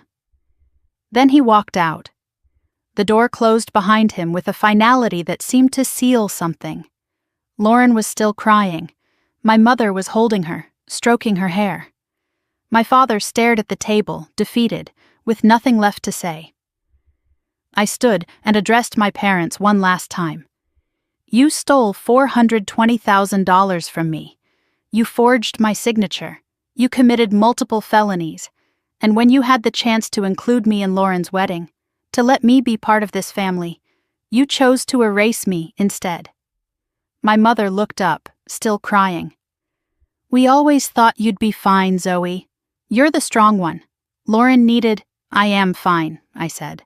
"But not because you raised me to be. Because I raised myself to be. You didn't protect Lauren. You turned me into a bank and turned her into a child who never had to grow up. And now look at us." Caroline intervened, her voice professional and final. "We have settlement terms. You have 72 hours to sign and begin repayment. If not, we file with the district attorney on Friday." I looked at my family one last time, my mother weeping, my father broken. My sister collapsed. "I didn't want it to end like this," I said. "But you made your choices. Every single day for 3 years you chose lies over love. Now you get to live with that."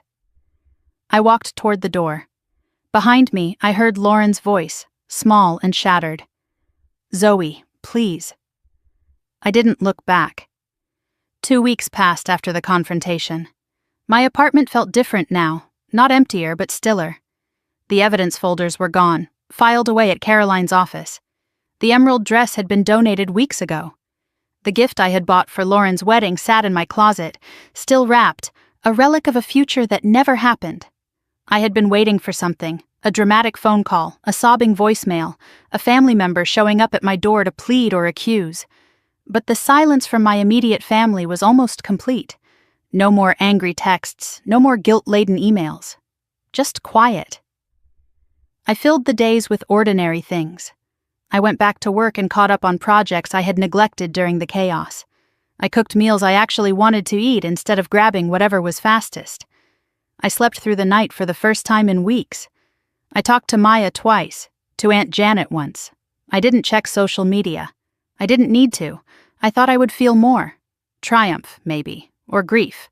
But mostly I just felt quiet, like I had set down a weight I didn't know I was carrying.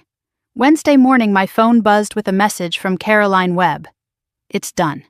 They signed. "Can you come in tomorrow to finalize?" Thursday, I sat across from Caroline in the same conference room where the confrontation had taken place. This time it was just the two of us. She slid the signed settlement agreement across the table.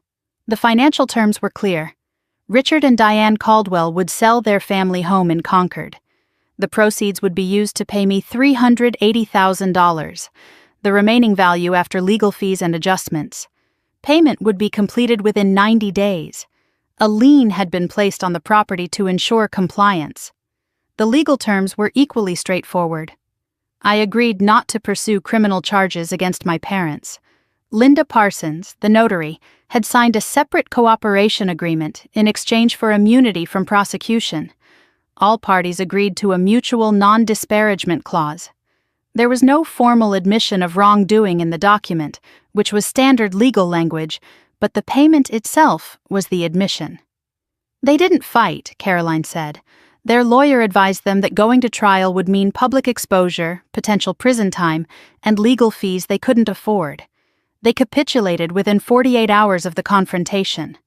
I signed the final page, my real signature this time.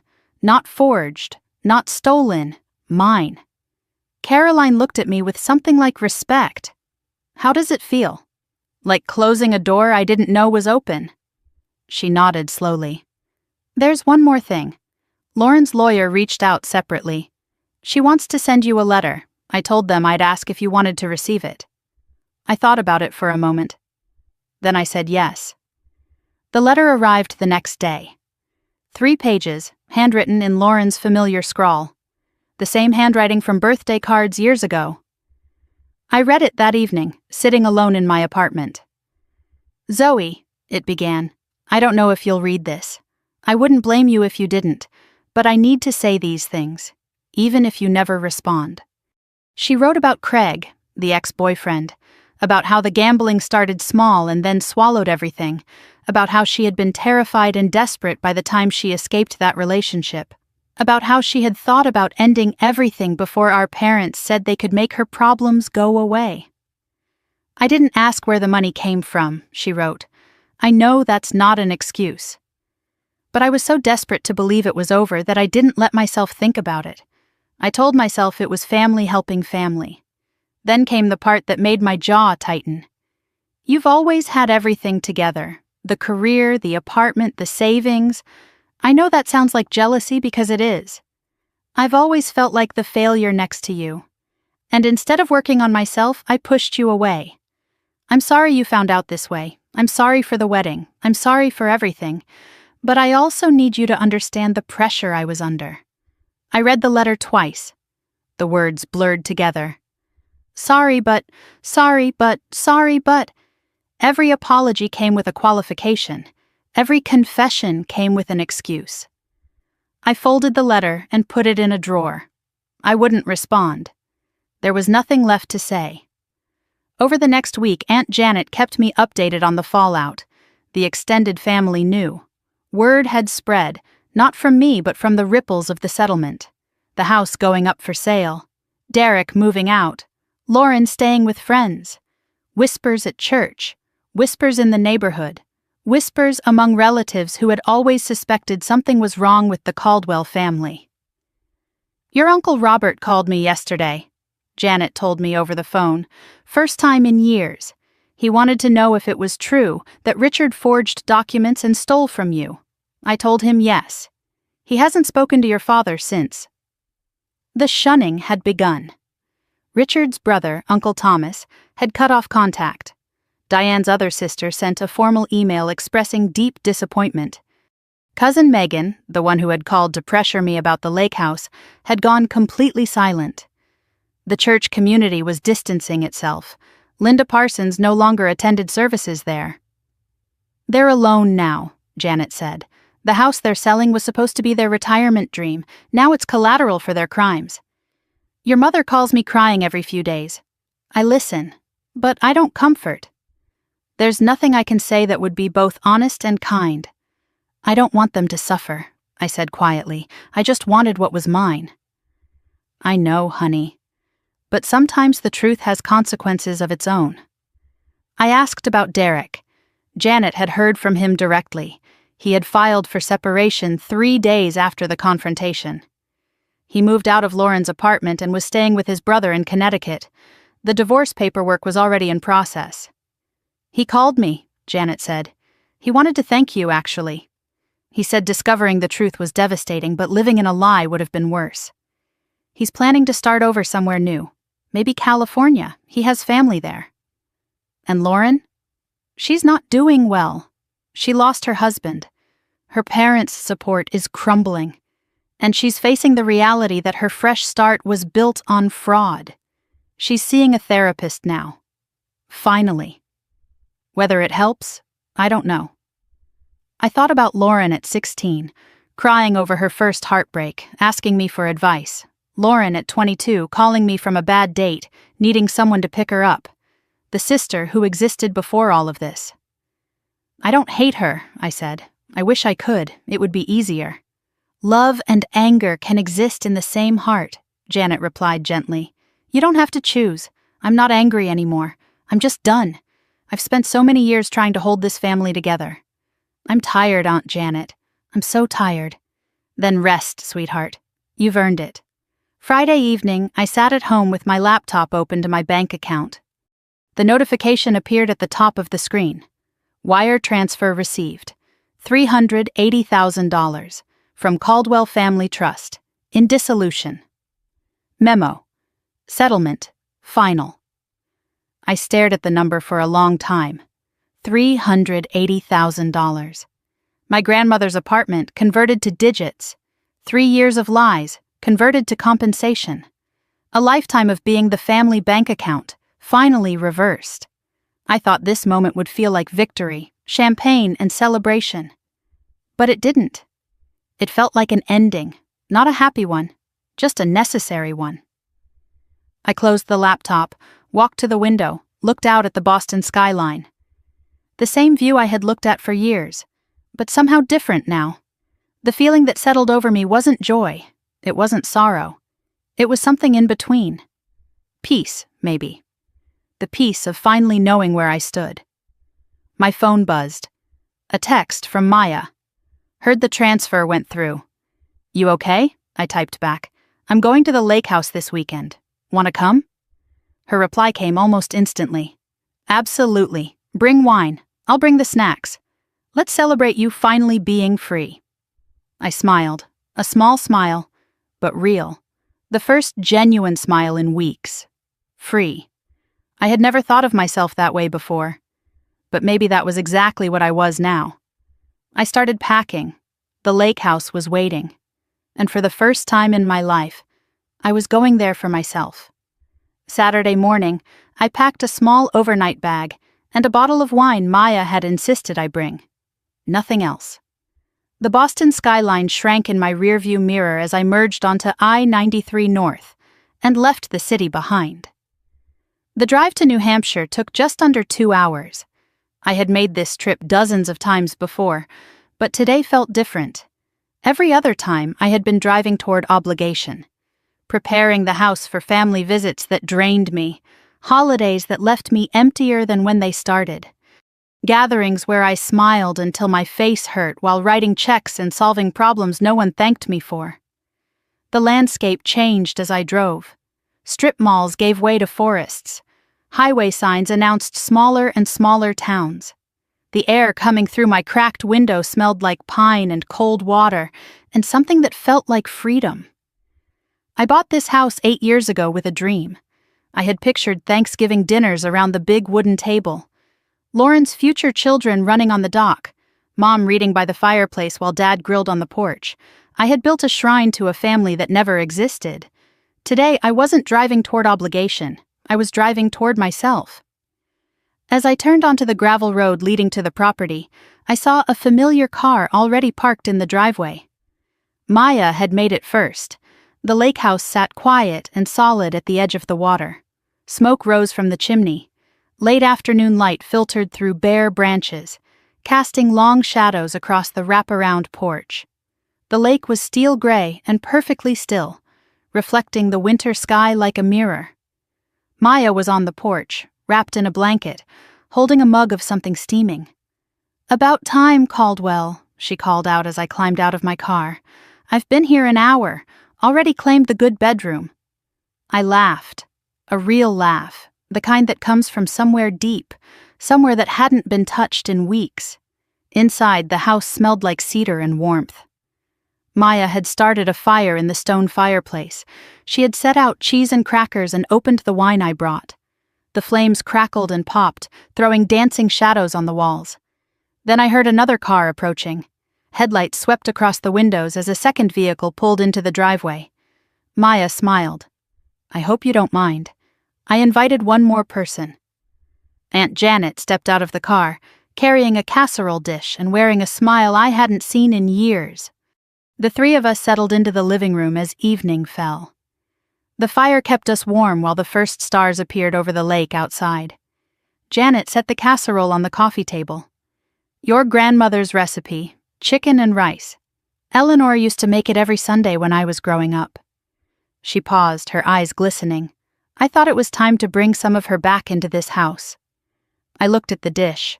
I thought about Grandma Eleanor, the woman who had left me an apartment I never received, whose final gift had been stolen and converted to lies, but also the woman who had saved my birthday cards in a rubber-banded stack, who had called me her steady one, who had seen me when no one else did. We ate together around the fire. The casserole tasted like childhood, like simpler times, like love that didn't come with conditions attached. We didn't talk about the settlement. we didn't talk about Lauren or my parents or the money. We talked about Janet's garden and the tulips she was planning for spring. We talked about Maya's impossible cases at work and the ridiculous judge she had argued in front of last week. We talked about my plans for the house, maybe renovating the kitchen, definitely fixing the rotting dock. This is what I wanted, I realized as I listened to them laugh. Not the big family gatherings, not the performances of togetherness, just this, people who show up, people who see me. After dinner, we took our wine glasses out to the back deck. The lake stretched before us, black and endless under the stars. The cold bit at our cheeks, but no one moved to go inside. The silence was too perfect, the sky too bright. Maya spoke first. "So what now, Caldwell? You've got the money, you've got closure. What's the plan?" I thought about it for a long moment before answering. "I've been thinking about that. The lake house needs work, the dock is rotting, the kitchen could use updating. I thought about selling it, starting fresh somewhere with no memories. But this place was never the problem. My expectations were the problem. I built it for people who didn't deserve it. Maybe it's time to rebuild it for people who do." Janet smiled softly. "Your grandmother would have loved that. She always said a house isn't walls and a roof, it's who you let inside."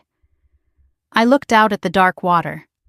I spent so many years trying to earn my place in my family, working harder, giving more, being quieter, smaller, easier. I thought if I just did enough, they would finally see me. But that's not how it works. You can't earn love from people who've decided not to give it. Maya's voice was gentle.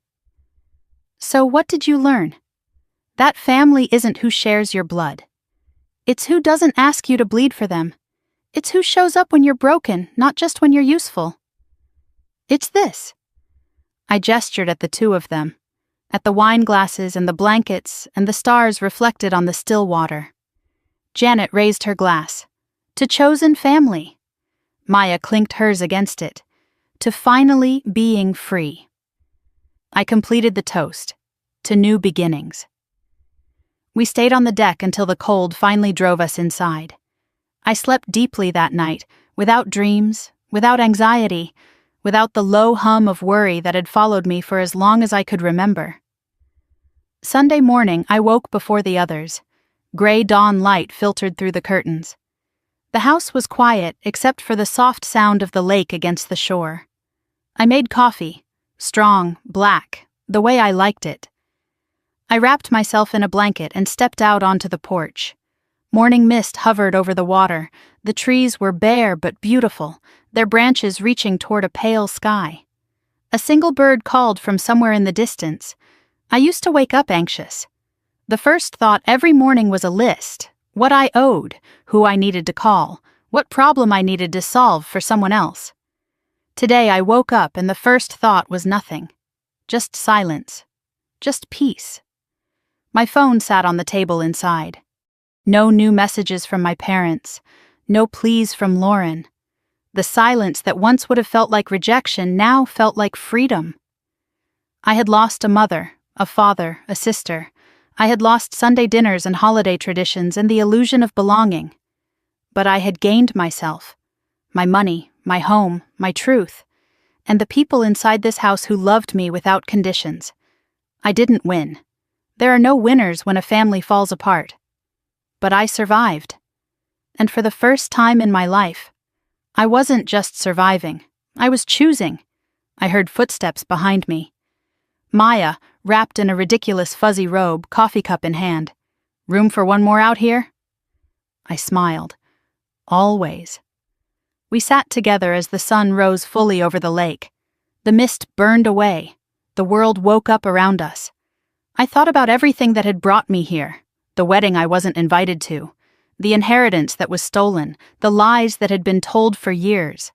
The confrontation that had shattered everything. And I thought about what I had learned.